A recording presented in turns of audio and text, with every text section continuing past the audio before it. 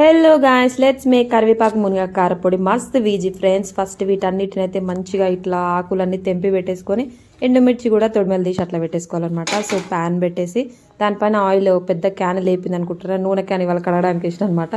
So no option. ఇంకా శనగపప్పు 2 spoons, మినప్పప్పు 2 స్పూన్స్ అండ్ ధనియాలు అండ్ జీలకర్ర, నెక్స్ట్ ఎండుమిర్చి అండ్ ఒక 10 or 12 ఇట్లా ఏమంటారు వెల్లుల్లిపాయలు వేసేసుకొని మంచిగా వేయించుకోవాలన్నమాట, కొంచెం డార్క్ బ్రౌనిష్ వచ్చే వరకు.